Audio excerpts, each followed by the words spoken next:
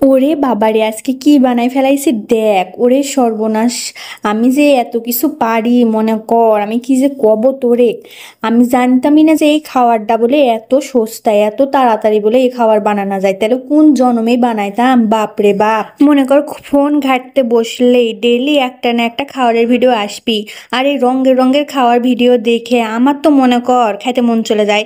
এখন এটি তো আর সবকিছু পাবো না, তাই করছি থাম এরা কি করে বানায় তাই দেখি। এই মোমো মোমো মোমো সবার মুখে মুখে শুনি, কিন্তু কোনোদিন মনে কর বানাইনি। আজকে করছি দেখি তো কি রকম লাগে, মনে কর একটু স্বামীকেও সারপ্রাইজ দিবনি, বাড়িতে বানাইছি। আজ যদি মনে কর বাইরে যাই তাহলে তো মনে কর একটা দোকানে দিয়ে ফেলাই দিব।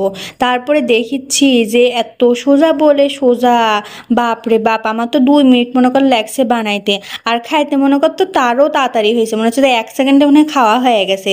তবে আমি কিন্তু মনে কর এটা যে কালকে মেয়োনিজ বানাইছিলাম তার সাথে খাইছি, এটার সাথে খাইতে ভালোই লাগলো। তবে একদিন চিলি অয়েলের সাথে খাই দেখতে হবে যে কিরকম লাগে।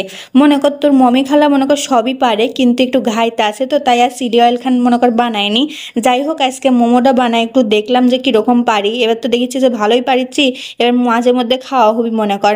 আর দেখ, এটা কিন্তু আমি রাইস কুকারে স্টিম করে রেখেছি, তোরা কিন্তু চাইলে গ্যাসের চুলাতেও করতে পারিস, কোনো সমস্যা নাই। তবে রাইস কুকারে দেখলাম যে ভালোই হয়েছে। ওরে সর্বনাশ, দেখ কি সুন্দর টুপটুপা হয়ে গায়ে মনে হচ্ছে তেল চুয়াচ্ছে, বাপরে বাপ কি যে সুন্দর লাগিচ্ছে।